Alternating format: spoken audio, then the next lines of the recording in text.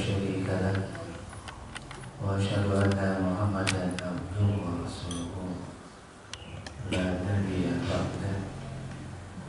اللهم صل وسلم على محمد النبي الكريم وعلى آله وصحبه أجمعين.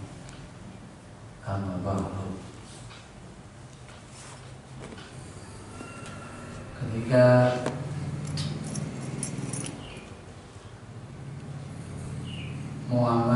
Ahmad Musaddiq mengaku jadi nabi, ada pengikutnya? Ada. Ketika Mirza Ghulam Ahmad mengaku jadi nabi, ada pengikutnya? Ada. Bahkan ketika Musailamah Al-Kazzab mengaku jadi nabi, ada pengikutnya. Bahkan Musailamah Al-Kazzab ini diperkirakan nabi palsu yang pengikutnya paling banyak, 40.000 lebih yang menjadi pengikut Musailamah Al-Kazzab. Dia menarik Rasulullah SAW masih hidup.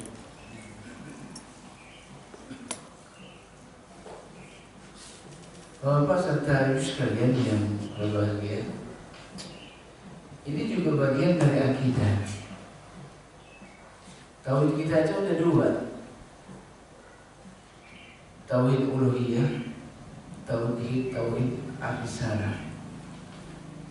Tauhid uluhiyah berkait dengan Allah Subhanahu wa taala, tauhid risalah berkait dengan Muhammad Rasulullah sallallahu alaihi wasallam. Mengakui Allah saja, mengingkari Muhammad kufur. Mengakui Muhammad, enggak mengaku Allah, jelas kufur. Karena syahadat kita dua, la ilaha illallah dan Muhammad Rasulullah. Karena sumber dasar kita juga dua, Quran dan Sunnah. Yang satu bersifat mujmaliyah, global, yang satu bersifat tafsiriyah, rinci, detail, aplikatif, real. Ini yang ditampilkan oleh Rasulullah SAW. Ini yang kita mana dengan hadis, ini yang kita mana dengan sunnah, aplikatif. Sehingga pertanyaan yang muncul sedemikian rupa rapuhnya akidah kaum muslimin, khususnya berkait dengan tauhid risalah, sehingga orang yang mau jadi nabi ada pengikutnya. Sampai hari ini Lia Eden dan kelompoknya masih eksis, walaupun secara status mereka sudah dibubarkan, tapi aplikasinya mereka masih sibuk, mereka masih asik, mereka masih jalan dengan segala aktivitas.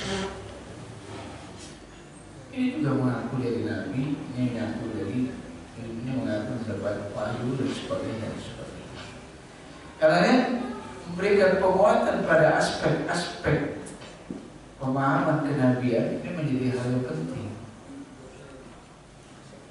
Karena berkait dengan Allah Subhanahu wa taala, berkait dengan Quran, kelihatannya banyak orang yang membenci Islam sudah putus asa. Tapi sasaran mereka hari ini adalah ditujukan kepada sosok Rasulullah Sallallahu Alaihi Wasallam.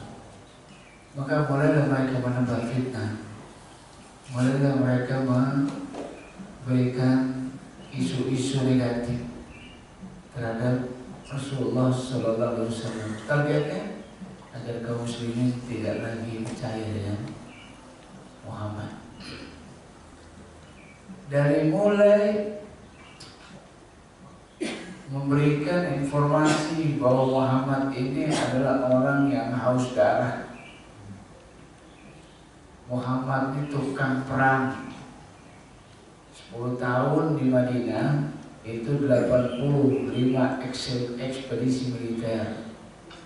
Ada perang Badar, perang Uhud, perang Khandaq, dan banyak perang-perang yang lain.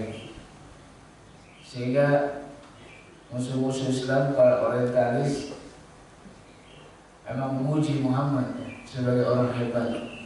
Tapi kehebatannya karena pedang, karena senang perang. Karena nggak heran juga kalau kaum muslimin berpotensi jadi teroris. Kenapa? Nabinya tukang perang. Jihad amalan yang paling utama. Saya pernah satu saat sahabat bertanya, ya Rasulullah, ada nggak amalan yang bisa ganti pahala jihad? Kata Nabi, saya nggak ketemu, saya nggak dapat. Sanggup kamu puasa sepanjang tahun terus umur kamu? Sanggup kamu puasa sepanjang hari, sholat sepanjang hari terus umur kamu? Itu belum menandingin pahala orang yang berjihad di jalan Allah. Jadi pantas kalau umat Islam bisa jadi teroris. Apalagi kata Rasulullah SAW, surga itu di bawah kilatan pedang. Benar. Dan kaum muslimin gimana bisa jawab tuduhan-tuduhan semacam ini? Kalau konsep kenabian mereka lemah. Belum lagi terus mengarah kepada keluarga Rasulullah SAW.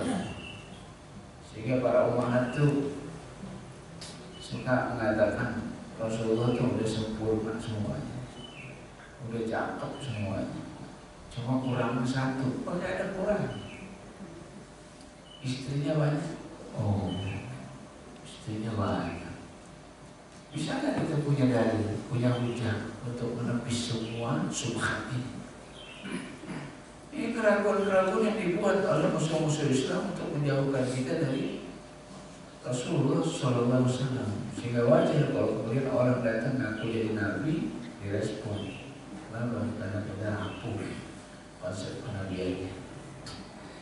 Karena pada kesempatan kali ini saya ingin bicara lebih jauh bahwa Bapak serta Ibu sekalian untuk menguatkan akidah kita, khususnya berkaitan dengan konsep kenabian.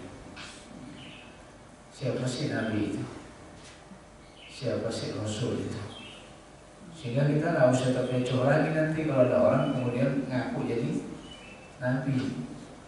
Nggak usah terkecoh juga kalau kemudian ada orang ngaku sebagai Rasul. Nabi emang udah ditutup Pak, katanya. Kenapa? Karena Muhammad ini khataman Nabiin. Yang ditutup Nabi, Rasul kagak. Wah, bingung lagi kita. Sehingga di Bandung itu ada kelompok yang namanya Lembaga Kerasulan. Lembaga Kerasulan. Semua orang yang ada di jamaah itu menganggap dirinya Rasul. Jadi semua orang yang berdakwah adalah Rasul. Jadi kalau saya ini begini nih, saya harusnya jangan dipanggil Ustaz Iwan, tapi Rasul Iwan. Lembaga Kerasulan. Setiap orang berdakwah adalah Rasul. Parah lagi konsep ini. Jadi ada orang mengaku, Imam saya bukan Nabi. Nabi mau ditutup pintunya, pintu Nabi ditutup, tapi Rasul nggak ada. Maka saya bukan Nabi, Imam, tapi saya Rasul. Terkecoh lagi. Karena mari kita lihat lebih detail siapa seorang Nabi, siapa Rasul, siapa Muhammad SAW. Ini jadi hal yang penting untuk menguatkan akidah kita. Bapak serta ibu sekalian yang berbahagia, dalam literatur referensi dasar pijakan Quran Sunnah, maka kita akan menemukan seorang Rasul, seorang Nabi, seorang Rasul adalah Ar-Rajul. Nabi, Rasul itu laki-laki. Jadi kalau ada Nabi perempuan, udah delete aja. Udah nggak usah dipertimbangkan. Kalau ada perempuan ngaku jadi Nabi, udah hapus. Kenapa? Karena Nabi, Rasul, Ar-Rajul, dia laki-laki. Ini bukan diskriminasi, bukan buat perbedaan. Berarti Allah pilih kasih kan? Enggak. Seorang nabi, tugas nabi juga rasul berat. Gitu. Dan porsinya ada pada laki-laki. Wanita ada porsinya yang lain, bukan diskriminasi. Nah yang menarik, Musailamah al-Kadzdzab ini nabi palsu, istrinya juga ngaku jadi nabi. Gitu. Jadi Abu Bakar As-Siddiq waktu itu ngadepin sepasang nabi palsu.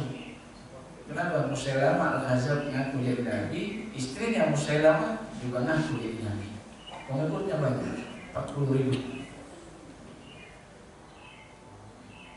Dieksekusi bukan di zaman Rasulullah, tapi dieksekusi di zaman Abu Bakar di perang Yamamah. Musailamah al-Kadzdzab tewas di perang itu dengan Khalid bin Walid sebagai komandannya,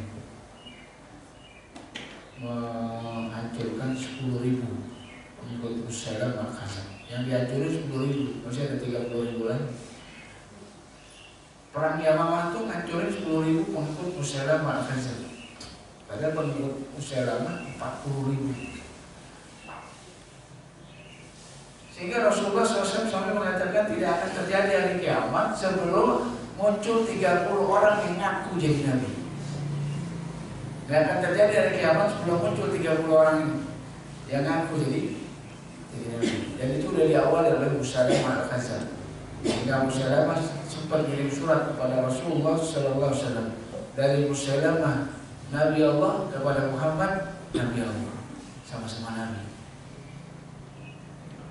Itu Musailamah masuk Islam di tangan Rasulullah SAW, 2 tahun kemudian ngaku jadi Nabi. Itu Musailamah. Jadi Musailamah masuknya di tangan Rasulullah SAW, masuk Islam di tangan Rasulullah SAW, 2 tahun kemudian gak pakai lama Musailamah ngaku jadi Nabi. Ada pengikutnya banyak. Jadi sedemikian rupa konsep ini diacak-acak sehingga kita rancu. Karena yang pertama, kalau kita lihat dalam Quran, dalam hadis, maka seorang nabi, seorang rasul adalah ar-rajul. Dia seorang laki-laki.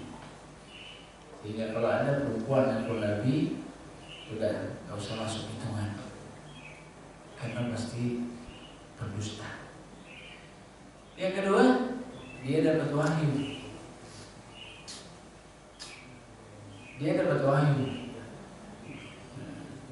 Lia Eden ngaku dapat wahyu. Ahmad Musodik katanya juga dapat wahyu. Mirza Ghulam Ahmad juga katanya dapat wahyu. Bisa aja ngaku-ngaku kalau yang kedua ini. Jadi ar-rajulun laki-laki, orang bisa ngaku laki-laki, saya laki-laki. Yang kedua dapat wahyu, katanya dia bisa aja ngaku dapat wahyu. Yang ketiga al-Mustafa.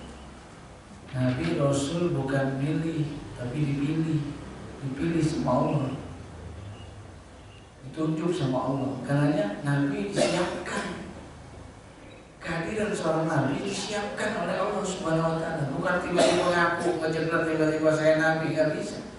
Nabi itu Mustafa, memang dipilih sama Allah, spesial. Karena dipilih maka disiapkan.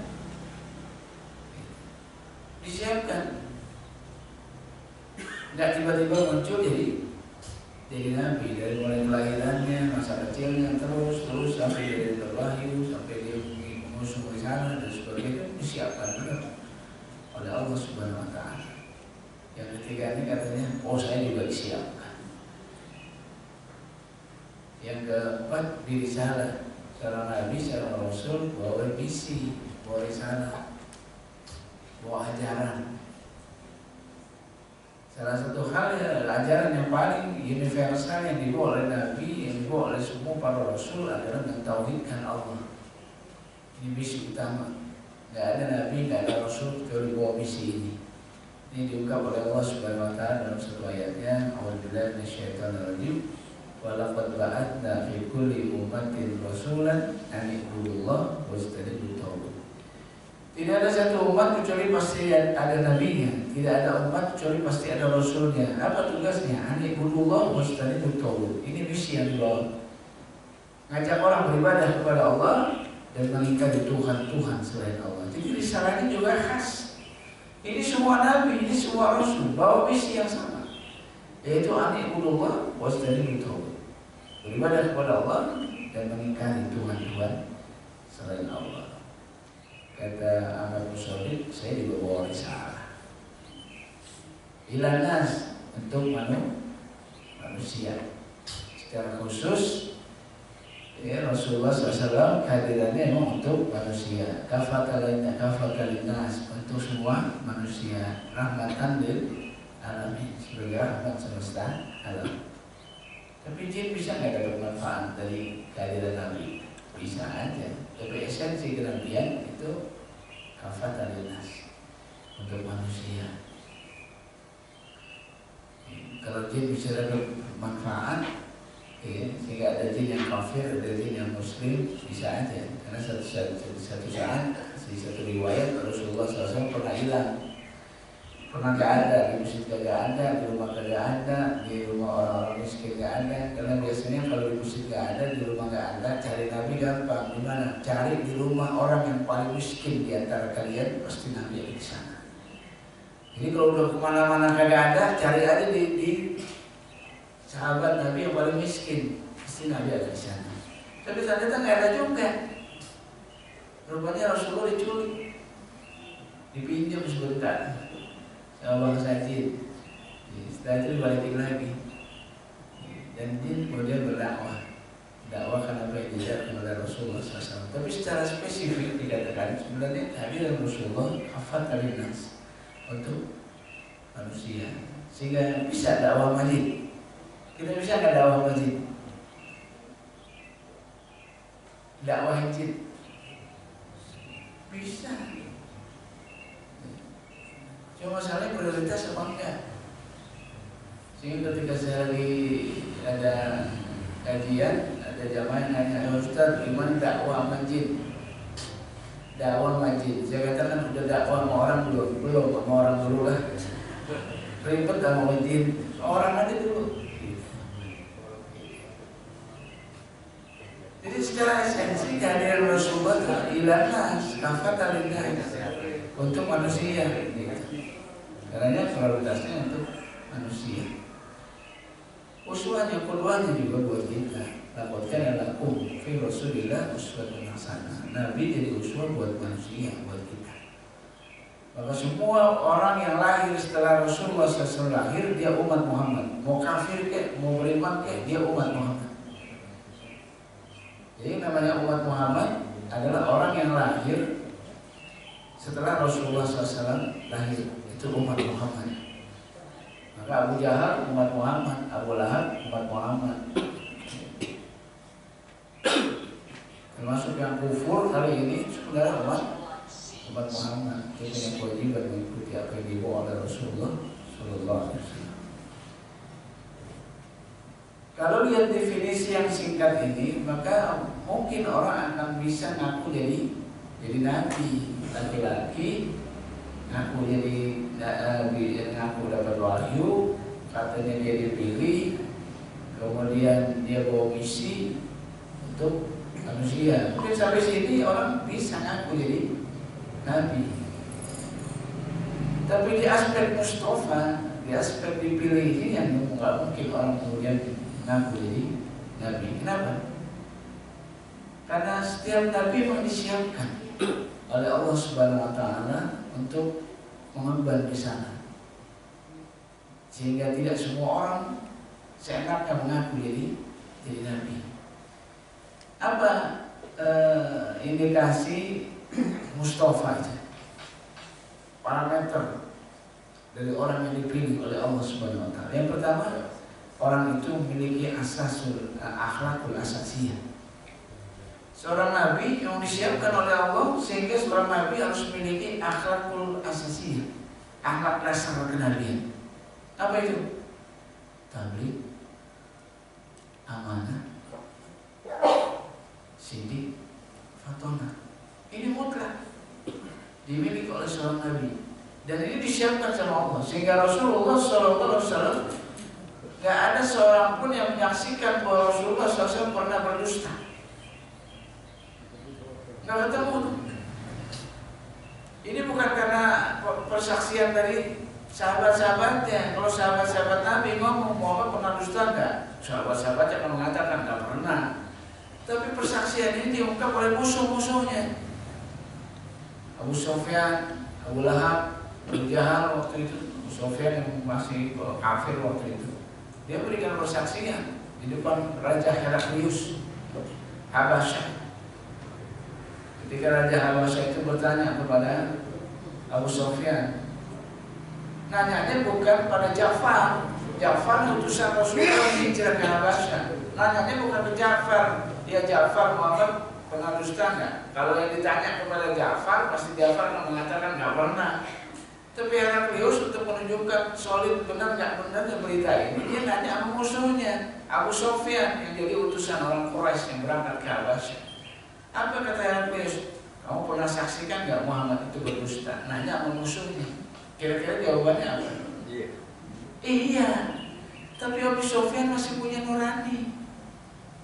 Apa kata Abu Sufyan? Kalau nggak malu nih, kalau saya nggak malu, maka saya akan mengatakan Muhammad tukang dusta, tukang bohong. Tapi saya malu. Kenapa? Ada orang-orang yang Muhammad dan ada orang-orang Mekah yang tahu persis Muhammad itu siapa. Kalau saya bilang Muhammad tukang dusta, muka saya tahu mana? Dia masih punya nurani, malu dia. Kenapa? Baik pengikut Muhammad atau orang yang dibawa oleh Abu Sufyan, orang-orang kafir yang dibawa oleh Abu Sufyan, utusan orang kafir yang Habasyah, itu adalah orang-orang Mekah yang tahu banget siapa Muhammad dari kecil, dan semuanya menyaksikan bahwa Muhammad tidak pernah dusta.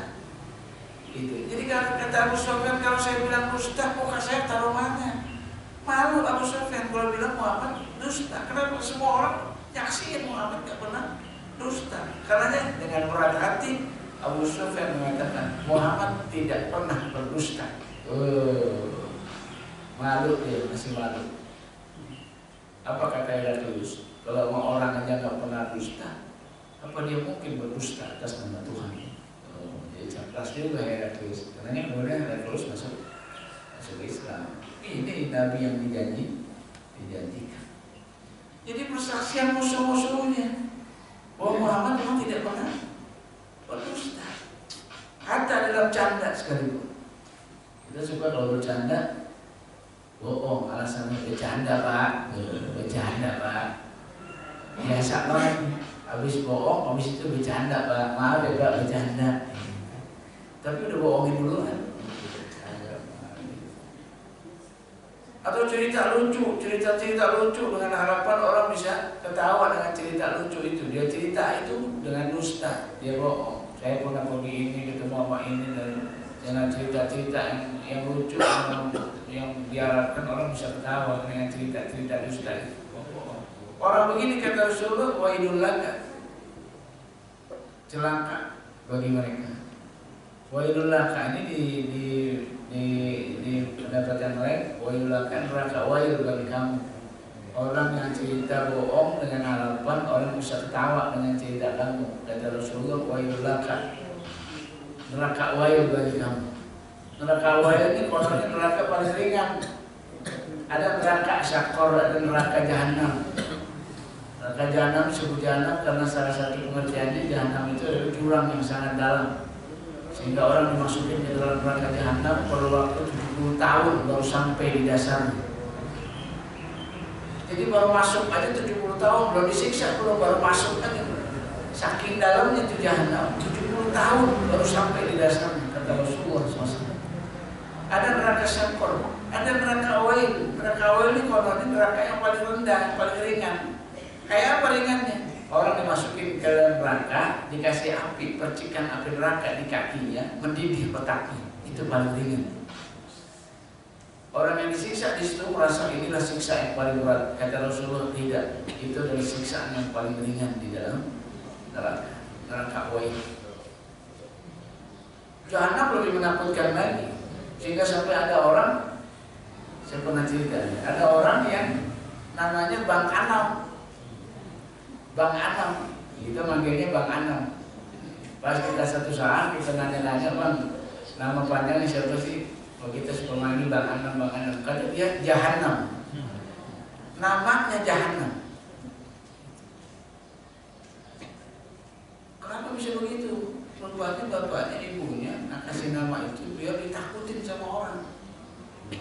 Jadi kalau disebut namanya Jahanam, orang takut. Jadi itu Bang Anam. Ambil dari Quran juga, ada Jahanam di Quran.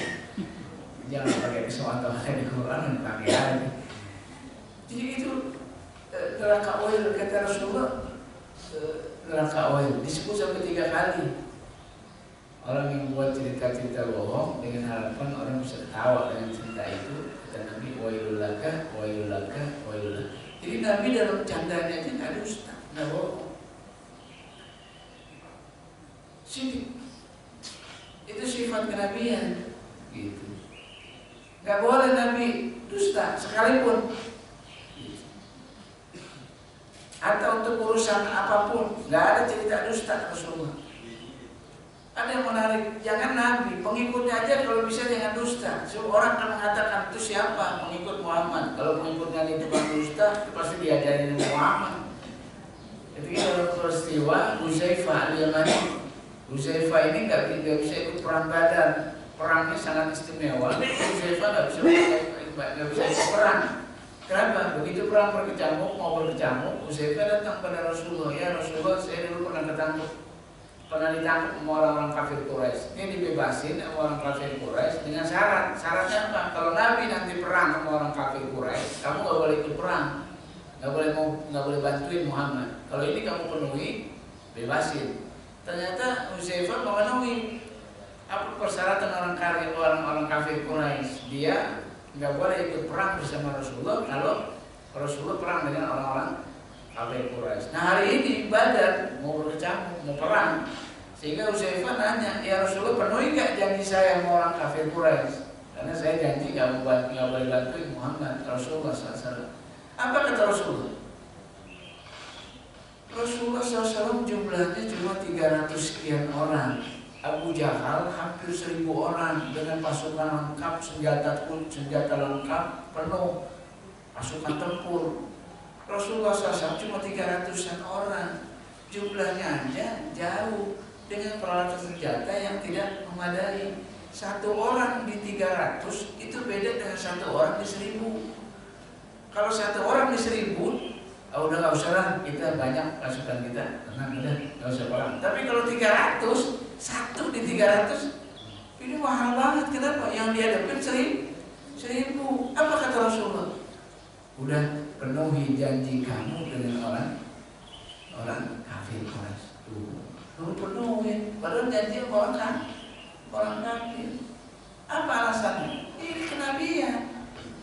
Nanti apa kata orang Quraisy?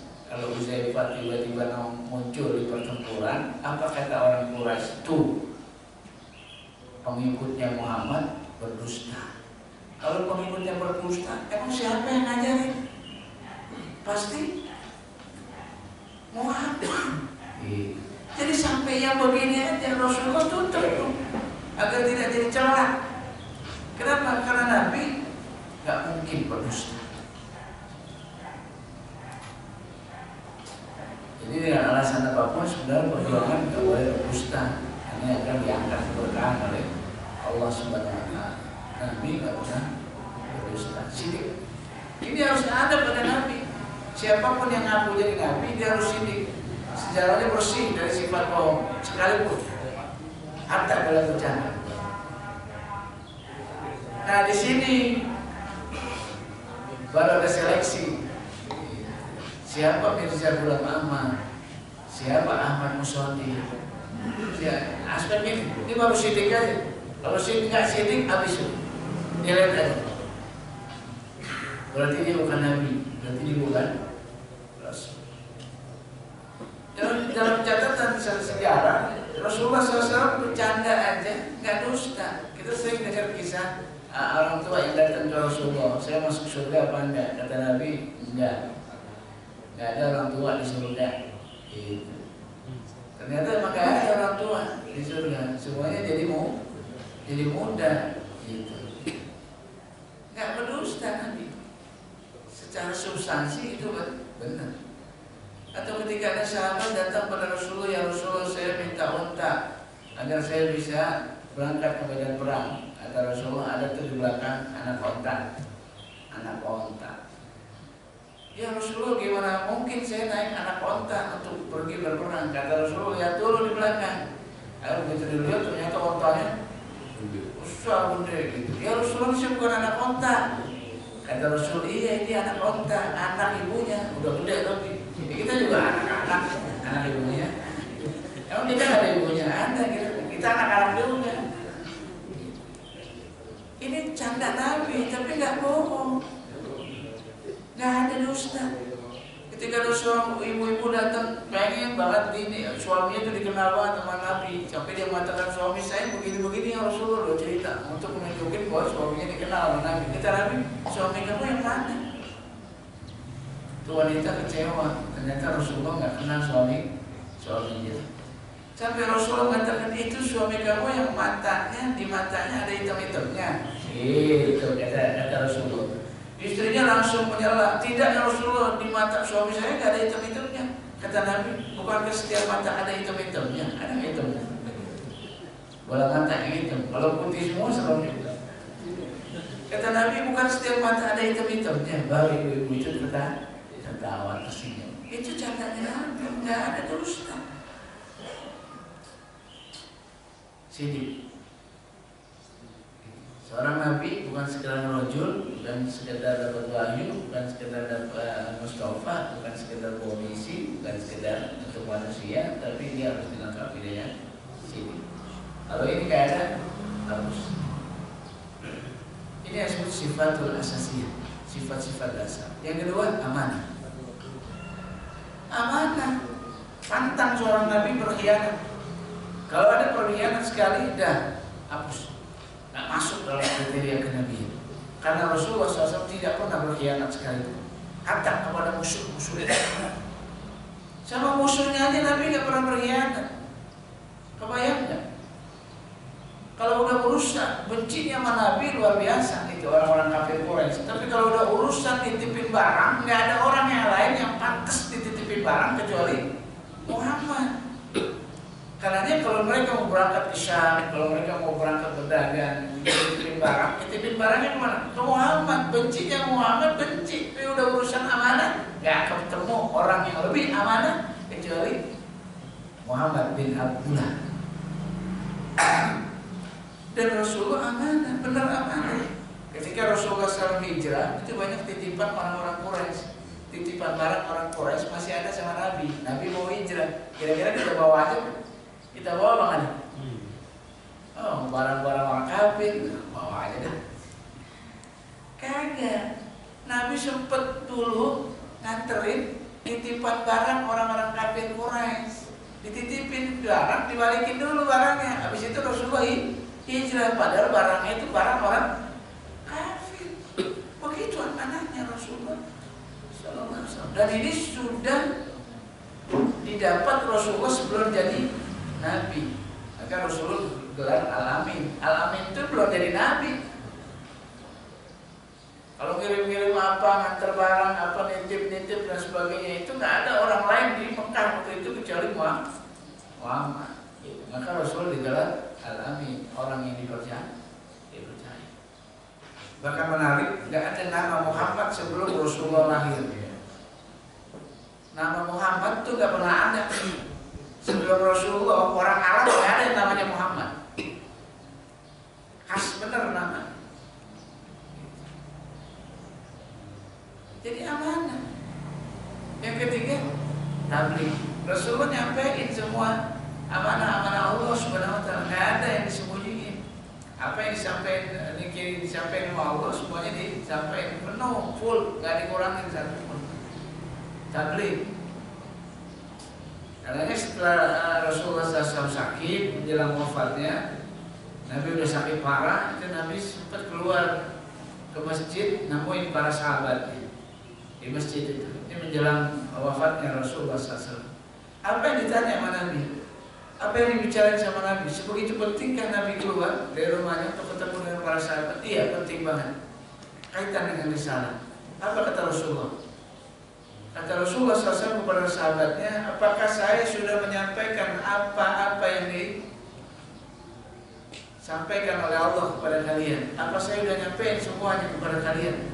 Kata semua sahabat yang hadir, sudah ya Rasulullah, sudah disampaikan semua, nggak ada yang tersisa. Rasulullah tersenyum. Artinya apa? Nabi sudah benar-benar menyampaikan apa yang mestinya disampaikan oleh Rasul dari Allah Subhanahu Wa Taala. Puas Nabi. Persaksian umatnya, benar ya Rasulullah, kamu sudah menyampaikan semua yang dapat dari Allah Subhanahu Wa Taala. Maka Rasulullah SAW kembali ke kamarnya, ke rumahnya. Besok kemudian 1 hari kemudian Rasulullah wafat. Itulah pertemuan terakhir Rasulullah dengan para sahabat. Yang ditanya apa? Sudahkah saya sampaikan semua apa yang datang dari Allah kepada kalian? Amanah. Sampai ayat-ayat turun itu apa aslinya ya gitu. Kan ada ayat yang diawali dengan kul huwallahu ahad, kul a'udzu birabbin nas, kul a'udzu birabbil falaq. Katakan ya Muhammad, sesungguhnya Allah itu ahad. Kalau model kita nih ketemu nih, saya ketemu sama Pak Haji, Pak, tolong Pak katakan sama jamaah gitu. Nanti kita ngajinya bulan depan. Kira-kira Pak Haji ngomong sama jamaah gitu. Mungkin Pak Haji akan mengatakan, Pak Yulmi akan mengatakan, tadi ada pesan dari Ustaz, kita ngajinya bulan depan. Padahal saya nyampein katakan kepada jamaah, katakan kepada jamaah.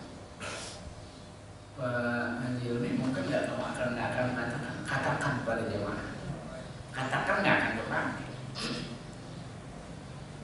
Ini kul itu katakan ya Muhammad, a'udzu birabbin nas, katakan ya Muhammad, aku berlindung pada Tuhannya manusia. Katakan dimasukin di situ kul a'udzu birabbin nas, saking tablignya.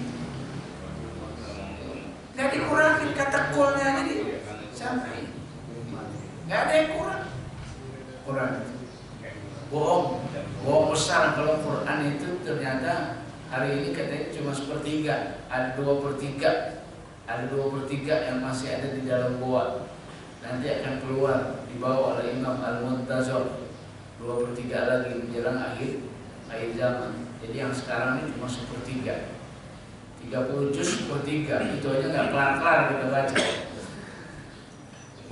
Gimana kalau ada 2/3 lagi? Berarti ada 90 juz. 30 juz saya nggak kelar-kelar. Katanya ada 2/3 lagi Quran tuh, karena yang 2/3 ini rusak, dihancurin di zaman Utsman berkait dengan keutamaan Ali bin Abi Thalib. Jadi nanti akan dibawa nih, dimunculin oleh Imam Al-Muntazir. Sekarang di mana? Masih ada di dalam goa. Goanya di mana? Gak ada yang tahu. 2/3 Quran akan dibawa nanti menjelang hari kiamat. Buat apaan tinggal kiamat? Quran itu hudan, Quran itu petunjuk untuk siapa? Untuk manusia. Kalau datang yang menjelang kiamat, buat apaan? Jadi urusan begitu udah sedusta-dustanya orang. Ini sebagian orang-orang Syiah menganggap Quran ini 1/3. Masih ada 2/3 nanti dibawa oleh Imam Al-Muntazir, imam yang dijanjikan. Dan orang Syiah itu paling benci dengan 2 surat, surat Al-Ahzab sama surat An-Nisa. Sampai di Yaman ada permintaan orang-orang Syiah di sana agar dua surat ini dikeluarkan dari Quran. Surat Al-Ahzab dengan surat An-Nisa tolong dikeluarkan dari Quran. Gak boleh ada di Quran 2 surat itu. Kenapa? Karena berkait dengan pembersihan nama baik Aisyah, berkait dengan hadis sulif, berita bohong. Itu dibersihin nama baik, nama Aisyah itu dibersihin sama Allah. Apa yang dituduhkan bahwa Aisyah main dengan sahabat, selingkuh dan sebagainya, ini dibersihin sama Allah namanya. Ternyata Aisyah bersih dari segala tuduhan itu. Al-Ahzab sama An-Nisa, di 2 surat itu Allah turun ayat untuk bersihin nama Aisyah. Orang Syiah benci banget. Katanya minta surat Al-Ahzab sama surat An-Nisa keluarin dari Quran. Kenapa? Orang Syiah melihat Aisyah gak lebih dari pelacur. Bencinya luar biasa. sampai mereka minta 2 surat ini dikeluarin lagi. Jadi sekali lagi Quran orisinil, nggak ada yang kurang dari yang lebih, begitulah Allah turunkan.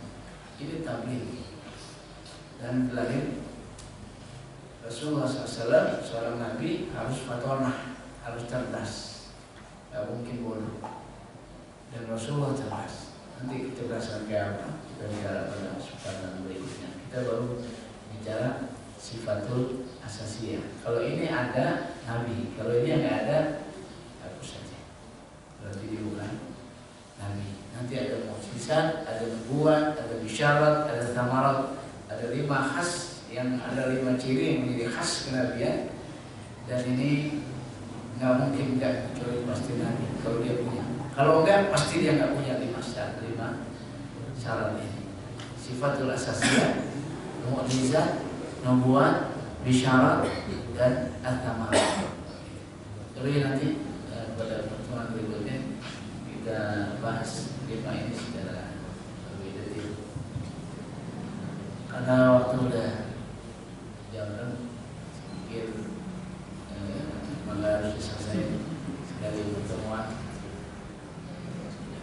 Tapi mungkin ini bisa jadi awal untuk membenahi konsep kita tentang nabian, sehingga kita nggak tertipu lagi.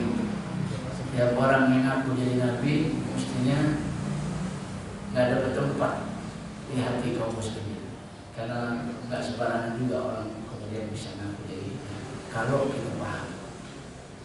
Tapi kebanyakan kita tidak cukup kuat sehingga mudah terkecoh. Dan pada akhirnya nabi-nabi palsu tetap saja memiliki pendukung yang militan.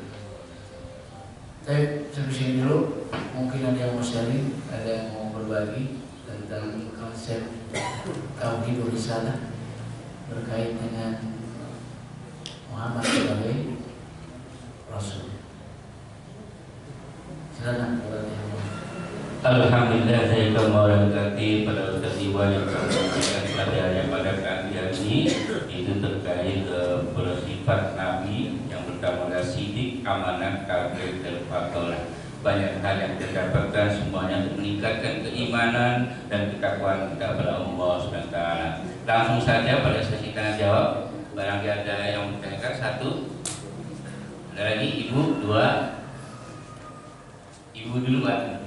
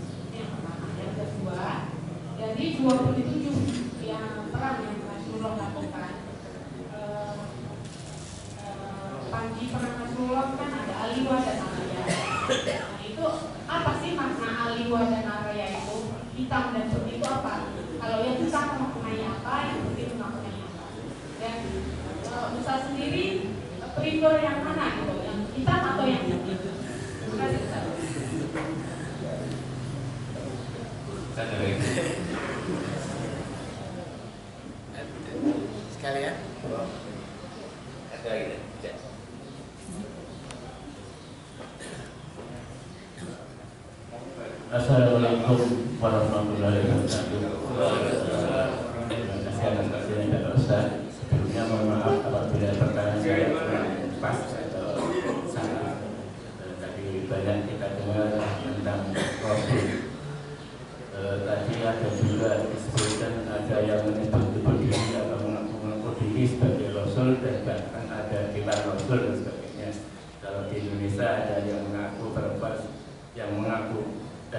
Nabi yaitu Lia Aminuddin yang sekarang adanya masuk penjara. Yang saya ingin tanyakan adalah bagaimana proses pengangkatan Nabi Muhammad sebagai Nabi dan Rasulullah. Saya singkat saja karena banyak yang tidak tahu.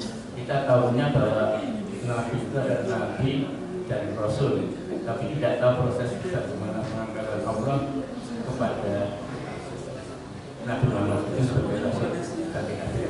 Terima kasih. Assalamualaikum warahmatullahi wabarakatuh.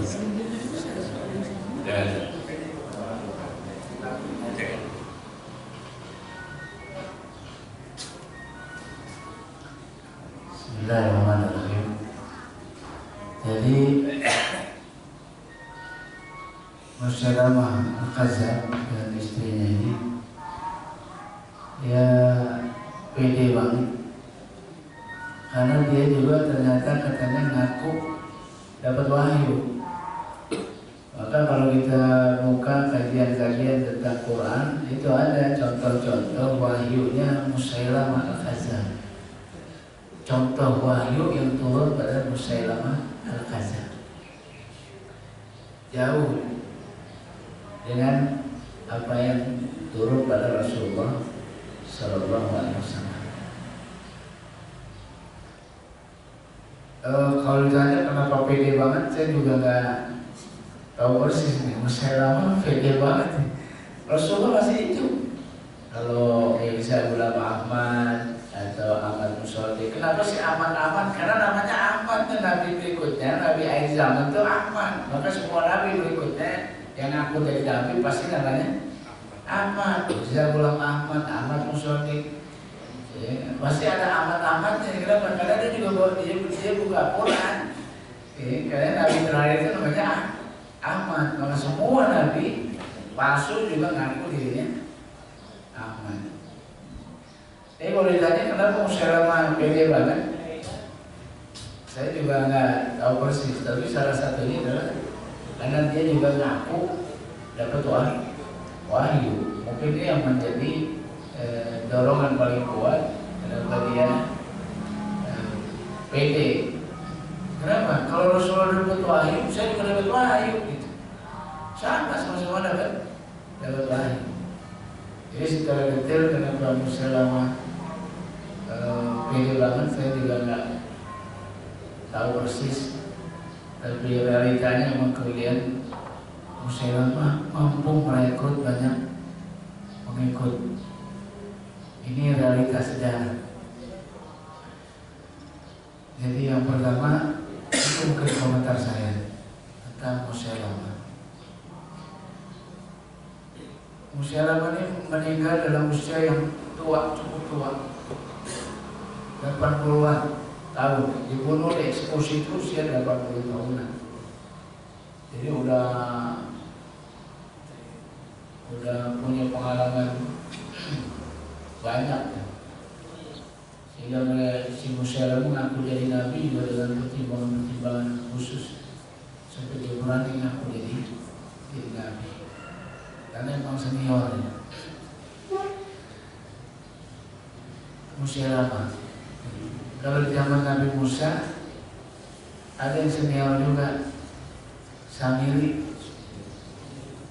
itu senior juga. Pengikut Nabi Musa namanya Samiri, senior juga. Dia yang menghasut pengikut Nabi Musa untuk menyembah Al-Baqarah, menyembah sapi betina. Ketika Nabi Musa dipanggil oleh Allah Subhanahu Wa Taala, dititipin sama dia Harunnya nggak dianggap. Samiri lebih senior, maka Samiri lebih dengar. Jadilah pengikut Nabi Musa sering menyebutkan Allah Subhanahu Wa Taala. Musailamah Al-Kadzdzab juga senior. Mungkin ini juga yang menyebabkan dia pede untuk ngaku jadi nabi. Dapat wahyu juga. Terus kabilah-kabilahnya, teman-teman di kabilahnya dukung dia juga jadi nabi. Sehingga akhirnya jadilah Musailamah nabi palsu. Yang kedua, Kalau lihat dari risalah-risalah sejarah tentang panji-panji bendera Rasulullah SAW, memang yang disyaratkan di hadis-hadis akhir zaman itu panji hitam, bendera hitam. Ini yang disebut dengan apa namanya, kelompok yang disyaratkan oleh Rasulullah SAW sebagai kelompok umat terbaik nanti di akhir zaman, dia akan membawa bendera hitam. Karena semua akhirnya pakai bendera hitam. Nanti tinggal dibukti ini bendera hitam yang mana yang disyaratkan oleh Rasulullah SAW. Tapi kalau bendera hitam semuanya pakai bendera hitam. Panci-pancinya bendera hitam. Ini kalau dilihat isyarat hadis-hadis di akhir zaman. Nanti Ta'ifah Mansurah. Ta'ifah Mansurah, kelompok yang terbaik dari umat ini akan muncul dengan bendera hitam. Maka wajar banyak gerakan-gerakan Islam pakai benderanya bendera hitam, karena isyaratnya Rasulullah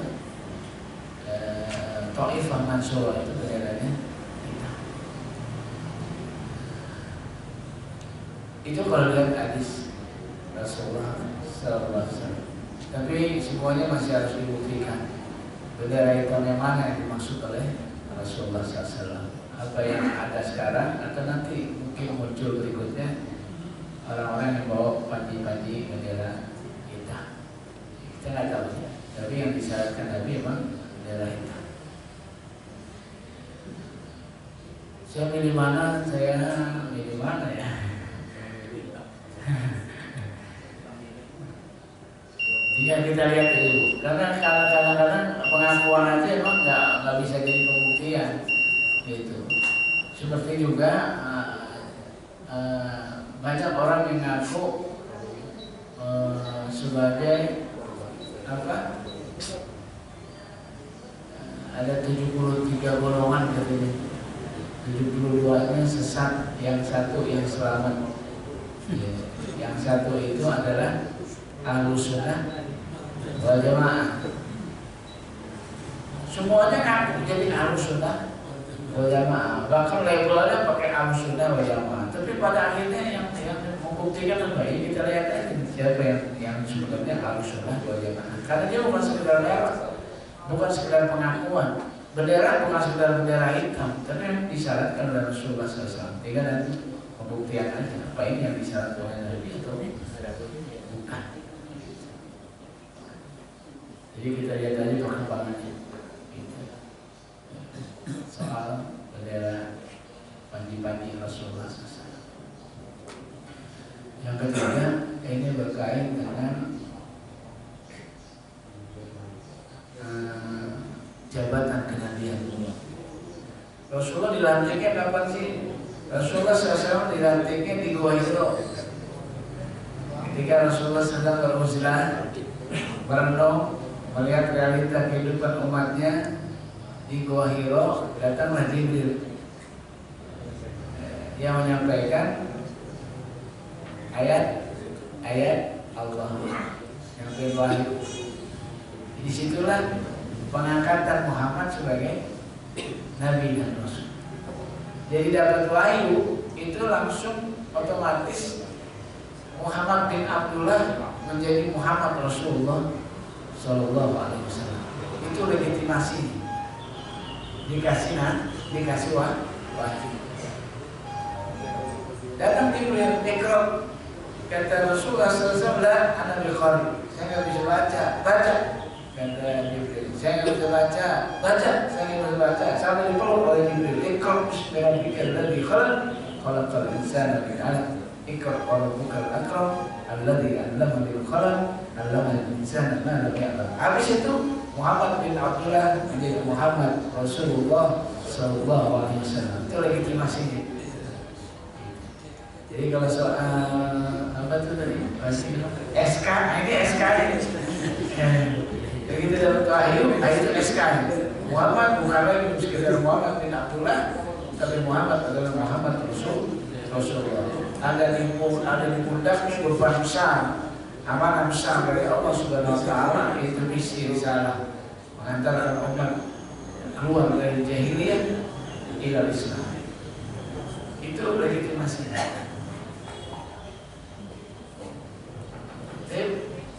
Sampai sini, kasih dulu kali ya, ntar kita terusin. Lebih kurangnya saya minta maaf soal. Ustaz, boleh bertanya Ustaz? Oh iya.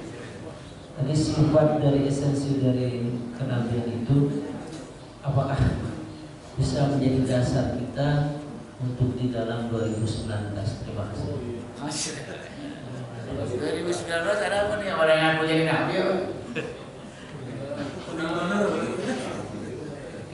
2019 kalau ada yang aku jadi nabi.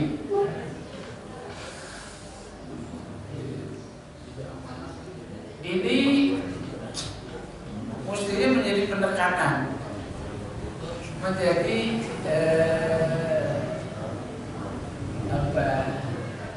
penilaian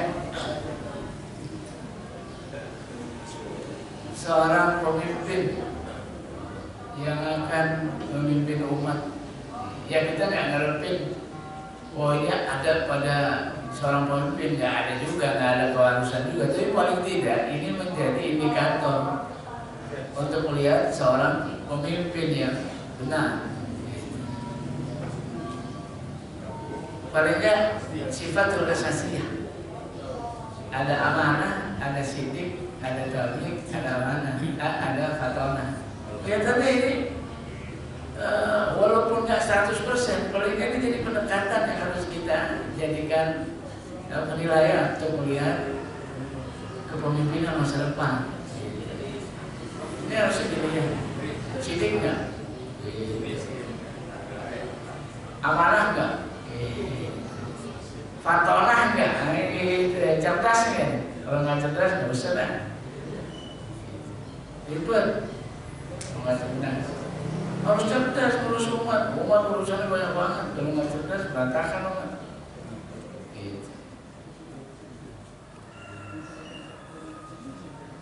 Gitu. Jadi kalau ini mau dikaitkan dengan 2019 mungkin ini bisa jadi pendekatan. Jangan lihat casingnya doang. Kita udah berapa kali ikut pesta-pesta yang begini itu melihatnya casing mulu. Habis pilih nyesel lagi. Ya salah gitu. Salah mulu, kenapa? Karena dilihat cuma casingnya. Coba kajian materi kenabian ini jadi substansi penilaian. Jadi bukan sekedar patching yang cakep, ya, bukan sekedar ngomong yang bagus. Tapi lihat amanah apa enggak, lihat sini apa enggak, lihat fatonah apa enggak. Nah, pikir ini harus jadi kajian yang serius. Benar Pak? Ini hajat orang banyak banget. Kalau salah pilih itu yang rugi banyak banget gitu. Apalagi ada yang katanya anti demokrasi, pemilu haram.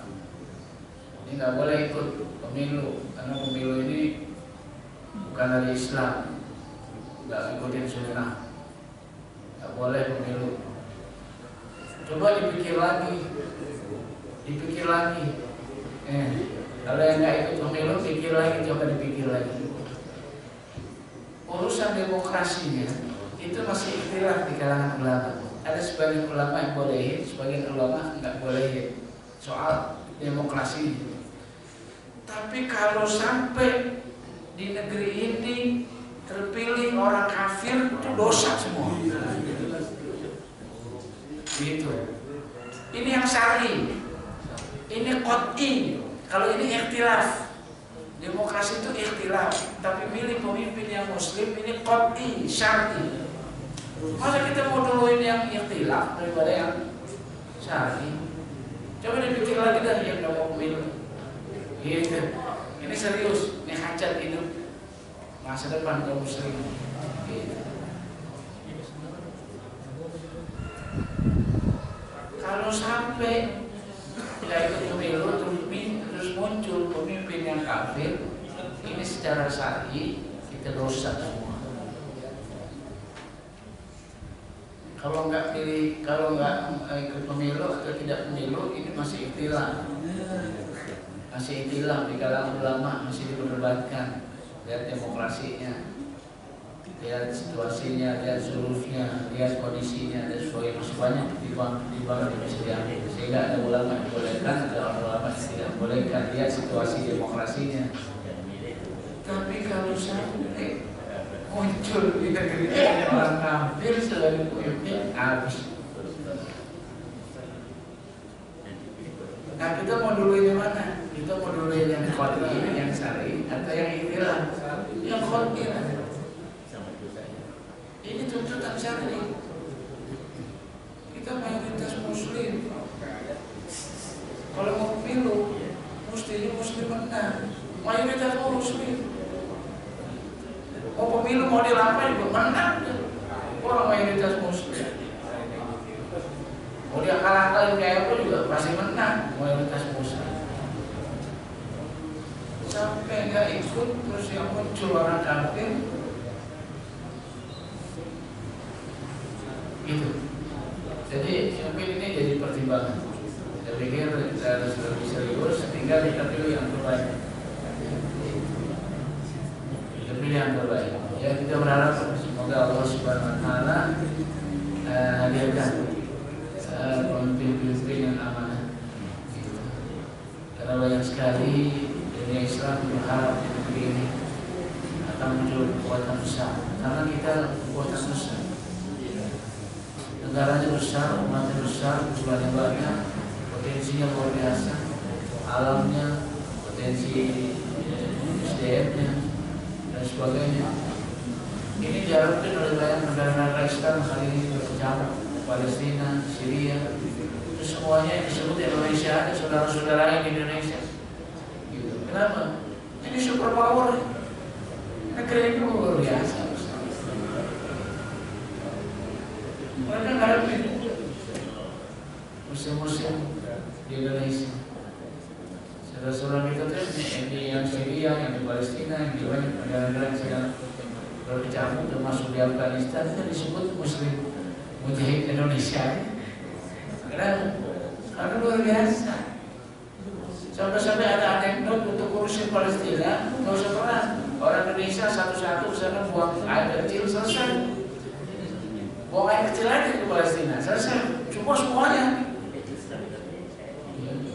Sekian juta itu udah buang air kecil, banjir Palestina. Selesai. Mereka tuh ngarepin banget. Karena ini hal yang serius. Bagaimana kemudian Indonesia bisa berpihak pada kepentingan kaum muslim. Ya, itu aja komentar saya. Juga ini jadi pendekatan yang lebih dasar. Jangan casing doang. Jangan casing doang. Baik, alhamdulillah saya ucapkan terima kasih sekali untuk Ustaz kita. Semoga Allah menambah sebagian untuk beliau dan untuk kita semua. Dan untuk besok pagi, insyaallah kalau Ustaz Kamarudin Sanusi, semua kita semua diberi kesehatan dan dapat mengikuti acara tersebut. Setelah kita tutup, nanti kita dengarkan pengumuman dari Ketua DKM. Mari kita sama-sama kita tutup. Alhamdulillahirabbil alamin. Subhanakallahumma wa bihamdika asyhadu an la ilaha illa anta astaghfiruka wa atubu ilaik. Wabillahi taufiq wal hidayah. Wassalamualaikum warahmatullahi wabarakatuh. Assalamualaikum warahmatullahi wabarakatuh. Pada jamaah sekalian, saat ini sudah memasuki sapi ke-5, ke-6. Informasi yang terakhir, kami mengharapkan kepada seluruh jamaah yang ingin berkurban di Masjid Al-Istiqomah segera mendaftarkan diri kepada Pak Imam Madi, kepada Pak Tugino, Bapak Naim, Pak Ismanto, dan Pak Nanda. Kami tunggu pendaftarannya segera, bahwa kita telah memesan kurang lebih 16 sapi untuk tanggal 22 Agustus nanti. tinggal 18 hari lagi, segera berlomba-lomba di dalam Masjidul Khairat. Terima kasih. Assalamualaikum warahmatullahi wabarakatuh.